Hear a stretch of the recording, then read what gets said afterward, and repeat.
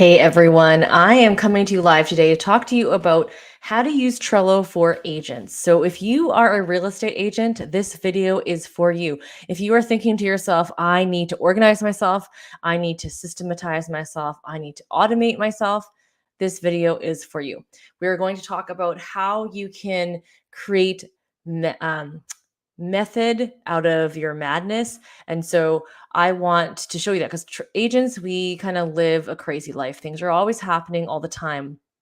And we don't know how to organize ourselves. And then what happens is things get lost or they get forgotten or they get stuck to be done very last minute. So, what I'm going to talk to you about today is how Trello can be used as a tool to help you organize your life. And what I'm going to do first is I'm going to show you a video about Trello. We'll walk through that together. I'm going to talk to you about the Kanban method, how that's also going to affect and work for you. And then also understanding who you are and your hard wiring, because that's all what I'm all about is self-awareness and curiosity in helping you level up your business. So let's start and take a look at the Trello, how to use Trello for agents. So I'm going to share with you my screen and we're going to watch a quick video on what Trello is. All right, team, let's use Trello to get this taco truck on the road. I'm going to set up a Trello board to plan the project. So the first thing you do is you start off with a board. Trello has different boards, and I will show you an example of how I use it. The board is the overall overview, and you'll see this in this taco truck example. We got our chef, food buyer, marketing, and design all on the board. So in this situation, if you have a team or you have assistant, you can add everybody onto the board that needs to collaborate. Now, sometimes you could use a Trello board to communicate with your clients. And so each client can have a board. So if, for example, if you're doing a listing, you can add your clients as collaborators on the board. We can always invite more as we go. Let's all make some lists so we can see the status of everything that needs to get done. So you can see simply it's to do, doing, and done. That's the Kanban method, and I'll talk about that in a little bit here, but these are called lists. That should cover it for now. We can all add cards for our individual tasks. Nice. So lists have cards inside of them, and each card, I love this about Trello, is an ability for you to collaborate, and cards are like tasks. And the nice thing about this is just imagine if you had sticky notes on your wall.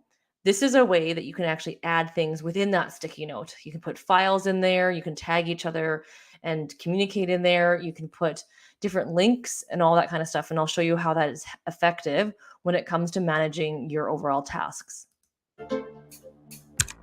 This card is for our most delicious task. So you can see here, there's a description. You can have checklists and activity, which is where you can communicate. Can't wait to see the menu. And can you two make a list of produce we'll need? We should aim for all taco ingredients by Tuesday, for obvious reasons. So there is the ability to put due dates on your tasks. So if it's going to take you longer than one day, you can put that on there. I love the checklist, and I'll show you as a realtor how we can utilize this in our goal setting and in just monitoring our overall activity or just tracking your client events. I'll add a due date and a reminder real quick. Let's move these from to do to doing. So when you're working on a task, if your assistant's working on a task, the nice thing is you can see what they're doing. I love seeing this because instead of disrupting workflow, if they're working on something quite urgent, I'm going to let them keep working. But if it's something that I see that could be disrupted because what I have is more urgent, then I can go ahead and interrupt because, we don't want to break concentration when it comes to workflow and tasks. So everyone can see where we're at. Looks like we have signage ready for the truck. Let's check it out. Theo, I love these colors. Checking these off. Ooh, let's move this to done. In fact, we can automate that. Now, any cards with completed checklists will automatically move to done. So we will talk about that later in terms of the automations that you can do within Trello. Something like this, where when checklists are finished, you can move them to done. You can also do what's called power ups, which you can use the calendar function. And I'll show you that because we use that for our social media management. But I love the fact that you can keep it really simple. But as you get more comfortable with the product and using the workflow, then we can kind of move things and make it a little bit more complicated to help you. So it's not more complicated, it becomes less complicated. But to set everything up, you want to keep things really simple at the beginning. There we go. I got a good feeling about this. I'll add another list to plan where we can go next. This will help us build our business goals as we roll. We're getting there. Let's check in on our Brooklyn launch. This is the calendar power up that I was telling you about that we can use to visualize our social media management. And I'll show you that here right away as soon as this video is finished. Team, I'm at the truck now and it looks great. The location is another power up that I don't use at all, but if you can imagine, you could use this for your listings if you're looking to plan a video shoot or a media day for your listings. And not only are we all done, we're ahead of schedule and crushing our goals. So this is a really useful tool just to show you, but let me now show you back into our screen here where we talk about how do we use that? Like I gave you a little preview of how it can be used. So let me just show you my Trello board. So these are all my boards that I have. I have boards for myself, my assistants, which are now my kids, and different things that I use. Okay. In the past, what I've done before is I've used the Trello board as a place for my listings. So if I had a listing, I could use this and it would have all the things that we're doing to help market for the listing.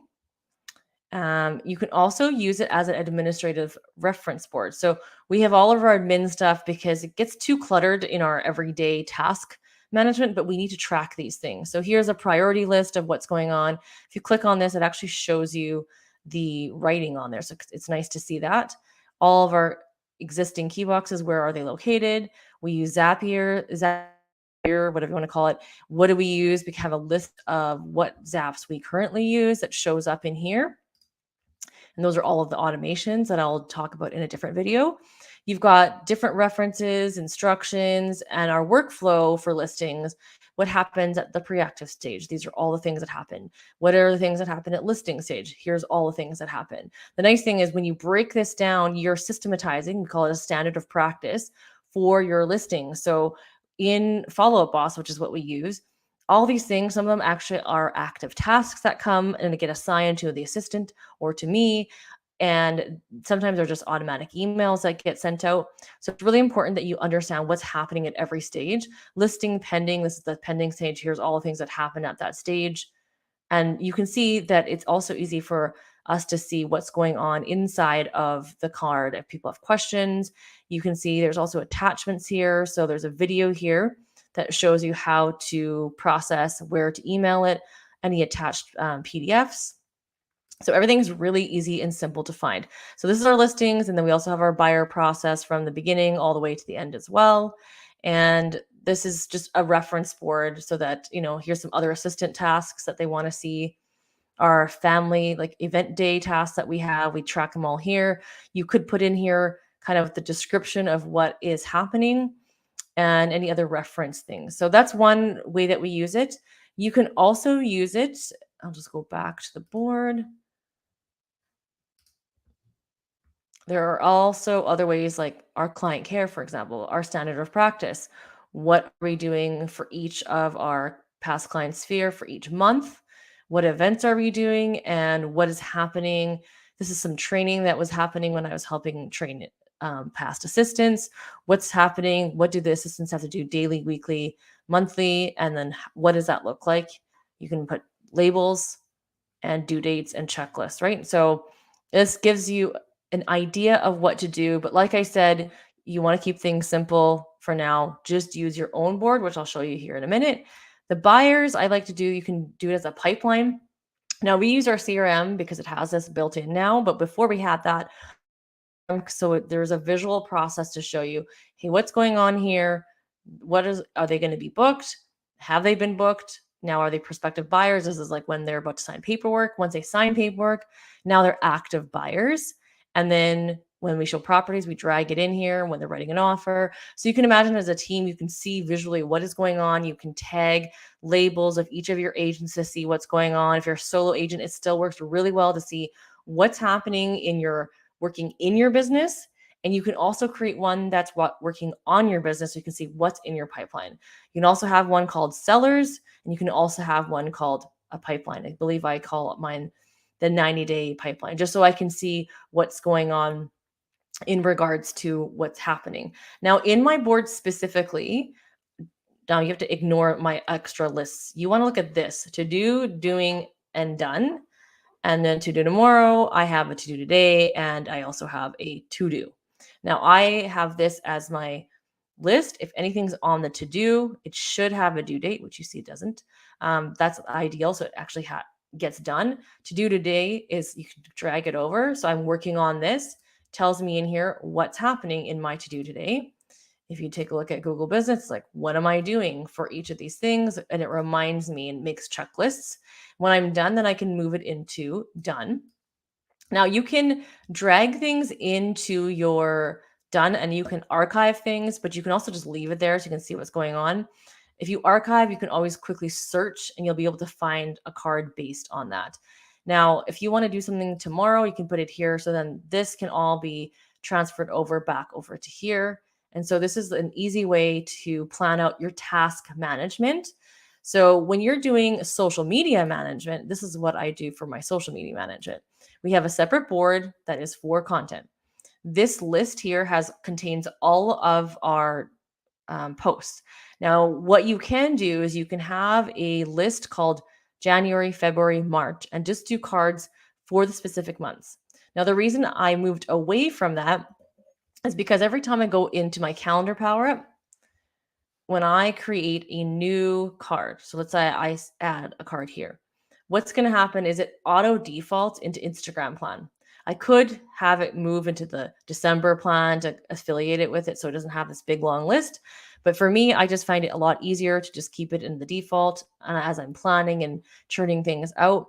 When I complete things, for example, this I've had a description. So now Kate is able to just copy and paste his description into that. And I have instructions here as well for what needs to happen. You can also go in and put just ideas, your like pictures. You can put things like this, I believe. Oh, no, that's not a bad example. There's other, like if I see something on Instagram, for example, I can copy and paste that and throw it into the description so that we have the information here. And it's easy for him to just like download everything and upload everything in and create it. And then you can also mark when things are done. So here you can see, take a look at the labels. Hey, I filmed this already. It's saved in drafts. It's a reel, it's a YouTube, whatever it is. For us, we post on Monday to Friday on Instagram. So that's happening here. So we also put YouTube videos up on Fridays, but because I didn't want it to be super messy, I put the card on a Saturday just to kind of keep it more clean and easier to understand. Sometimes when I'm planning, I'll move things over to Sunday and Saturday just to like move things around. You can see here I have communities all on one day. I have market stats on one day. Just makes it easier to plan. So let me just show you how easy it is to do this. Let's say on Tuesdays, I'm doing market stats. I literally will go in here and click add card, add market stats, and then add. It's done. Now it has a date on here. If you were to do it from the board, you had to have to add a due date on here, but I like it better this way. So now I can just go in here and just add a whole bunch of market stats cards. And once a month, what I'll do is I'll do the buckets, right? So this is going to be community focus because Wednesdays are my community.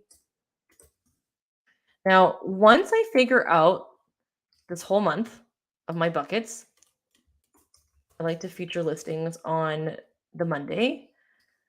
And what you can do is I feature listings not every day on my grid. I will do it on stories. That's where I'm going to feature stories every single day. So if you take a look, I'll just finish my thought here. If I'm in here and I want to feature a community, Now I can say in here, okay, this is gonna be Rosenthal, and let's feature drone footage of the playground and houses or whatever it is. We have a bunch of B-roll in the library. Then I can write the description here.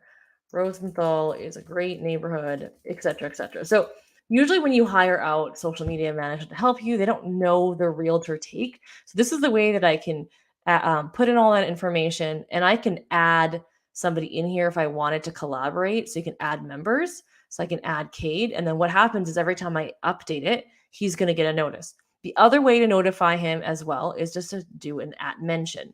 So if I just do this, he will then get a notification bell in his top bell notifications right here.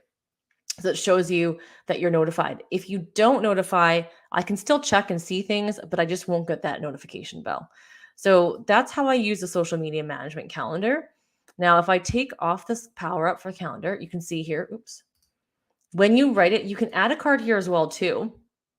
But what I need to do is I have to say communities, and then I have to open up the card, and then I have to add the due date. So there's another way to do it, obviously. I can still do it this way, and it puts it on the Wednesday, and it's now got the date, and now it will show up in the calendar that we've just shown you. In here, you can click labels as well as it's the same access, but it's a different way of doing it, especially if you're just doing a list that's January, February, March, and April. I like just having one giant thing because I actually just live in this space when I'm planning stuff out. So once a month, I go through here, get out my ideas of what things I want to do, what is my focus in terms of my theme for the month. Then I will go down and put through my buckets. Here are some communities I want to make sure I feature, maybe some properties I want to feature, listing stories I want to feature. So these are things that Cade will use and pull to create stories each day. And then here's the master plan. So here's my content buckets. Here's my target audience. Who am I talking to? So I remind myself when I'm planning, this content needs to be relevant and I'm talking to this specific niche. And it matches my YouTube strategy because my YouTube strategy has the same niche. And then here's the different content buckets I have. And I've put them in color code. So I have 1, 2, 3, 4, 5. So I have 5 different ones appropriately to Monday, Tuesday, Wednesday, Thursday, Friday. And you can see my themes for the month are here. And then these are my YouTube ideas. So resource and information. So that's kind of a very quick summary of how we systematize that. When we do group coaching, I help people customize their plan so that this plan is specific to you and how you organize and how you plan things. And maybe you want a separate Instagram versus separate YouTube. It all depends on the content you're creating. I'm just showing you a preview of how I do it. Now, here's something called the SOP for marketing. Before, back in the day, I had marketing assistant as well, where we had a standard of practice where it's like every time we market a listing, these are the things that we have to market, and this is what needs to happen. Here's what's happening in the Instagram every single time. This is what I want to happen in Instagram. Here's what I want to happen for YouTube. Here's all the different elements that I want to make sure gets happened, right? So this is from before, and it's a record of how to train. It makes it easier. TikTok, marketing roles. Where do I want everything distributed to, right? Like, is it her? Is it me? Is it both of us working on what kind of content? So then they understand very clearly what it is happening. You've got some guides and standards of practice, and just for archive purposes, how we've spotlighted communities. So you can see there's a lot of ways you can use this Kanban style method, which is again that visual ability to see everything visually. And like I said, you can use it for listings. I've also done it for tracking your showing requests. So you can have each listing as a showing request so that you can kind of see that. Let me just take a look here and to workplaces. So here's my lead source plan where I'm looking at what I want for lead sources. Here's support tasks. So if you're looking at hiring an agent or assistant, put down all the tasks that you need to get done. I wrote down everything, all of the tasks. Then of the 3 assistants when I had at the time, I'm like, which ones do these fit into? And where are they being cross-trained? So you can see these are cross-training tasks. And then if you take a look, you can actually see in here some questions or comments I have in here. What does this mean in terms of what they're supporting? What are they supporting with? So it allows you to actually visually take a look and go through all that stuff. And like I said, I'm going to go back to here. I added my goals. I added links and quick reference because I have it on my app as well on my phone. So I can quickly just pull things up if I'm looking to send, for example, my buyer type form out. Or if I'm taking a listing, I have an intake form I want to fill out. It's quick reference for me. For goals, I wanted to be able to have a quick place for my goals. And this is like my whole year's worth of goals in here. But I also have here my 90-day plan where I can see what's happening for my 90-day pipeline. Right. So there's my goals, and I can continue to fill in that checklist.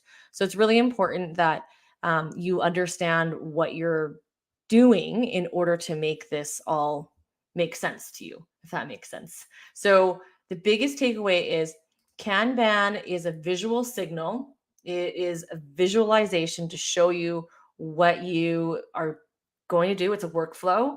And the important thing to remember for Kanban is the lists are simple as possible: to do, today, doing, done. Okay.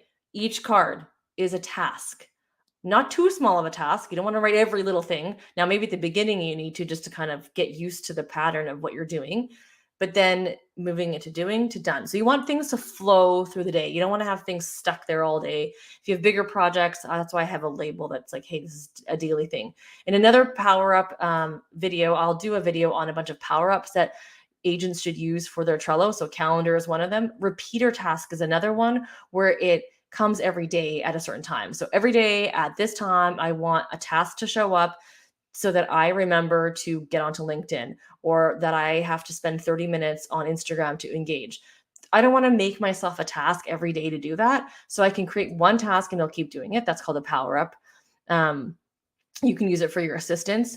So all that moving forward. Now, flow is another thing. So when you're a team lead or you have an assistant, you want to watch the flow to see if things are getting stuck or backlogged. So it shows your flow and you're able to assess if your assistant or your agents are understanding what is going on. There's a lot of encouragement for collaboration because you can talk to each other on these cards and you have a history on each card of what's going on. So it's important for you to understand this is what you're doing now, not later. Now you have another list of later stuff because I don't want to forget things, and I'll use it as a brain dump so that I can keep remembering, okay, I got to do this, and I'll put a date on it, and then I work on it on that day. So stages of work: haven't started, working, and done. And keep it as simple as possible when you first start off. Just do a board called Melody, your name. To do, doing, and done. Write all the things that you have to do. I love this because if I get a phone call and I'm working on something and I get off the phone, you kind of are usually distracted and you forget what you were working on, or maybe it started another stream of things. That's usually what happens. We don't work in straight lines. So then what happens is I'll go into my doing, I'll start a new card. Let's say someone called me because their closing isn't happening on time anymore. Okay, I got to write that down. That's what I'm doing. It also notifies to the team that I'm working on something very urgent. Please do not disturb me. And I can make my notes in there. When I'm done, I can drag it down and go back to what I was working on before. So it kind of keeps you on task and keeps you focused, which is a huge, huge win for me. I have tasks on my CRM that I have to do as well too. So I have a card that says follow-up boss tasks. I don't go in and like write all my follow-up boss tasks on there. It's just like, this is my allotted time to now go in there and get that stuff done. So cards is your work item. Make sure you have a title, description, due date, and any collaborators that you may want. So my question to you is, are you aware of if you're a chaotic person or an organized person? Somebody who's organized, you would understand that the reason I'm encouraging you to move to Trello versus paper on the computer or on the desk is that this is with you all the time in the cloud. As long as you have the internet, you can go and find your information, whether it be resources or tasks that you have to do. But if you have it all on paper and it burns or you forget at the office, you got to run back to the office now. Instead, you have it all on the cloud. Now, for people who are more chaotic, this is a great tool because you can take all of the crazy in your head and put it down on paper, or in this case, in the cloud. And then once it's there, it's easier to organize, put dates, assign it to assistants. It's a lot easier instead of just writing it on a piece of paper. The paper doesn't move. The paper has no automations. The paper, you cannot say at mention assistant, please do this.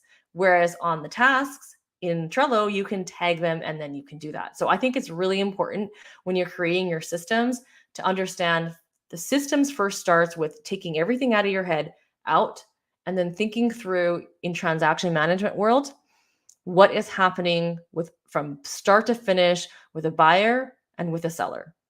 Okay, that's going to help you visualize and be the starting point for creating systems for your transaction management system. Task management system, we talked about that today: to do, doing, and done. And then for social media management, you want to make sure that you've got a board specifically just for social media so you can keep it separate. And you may want to have a board for each platform. However, I only recommend you do that if you're doing a lot of work on each platform. Most agents, if you're a lot like me, we are trying to do all of the things. And so it's best to have one primary focus. So, for example, Instagram and YouTube are my primary social media platforms. So that's what's the content. But then it gets redistributed to LinkedIn and Google My Business from the content that's created within that social media calendar. So I know that was a lot of information, and I will break down more of these videos in smaller snippets on this YouTube channel. But I wanted to go live and just kind of go through and see if anybody had questions as well. You can comment and then I can respond to them. If you ever watch me and catch me live, I can answer your questions live and I can pop them up on here. So I'm looking forward to growing this community with you as agents to help you grow your business and systematize what you're doing, not just because it's more efficient, but it's going to give you your life back. If you want to be able to help more people or have more of a life or be able to go to sleep or be with your family and be where your feet are, you need to be able to systematize things to become more efficient so that you can be more focused, more curious about the people around you, and more just living a fuller life. Have a good day, everyone. And I hope to see you. If you have comments, comment down below and I'll make more videos.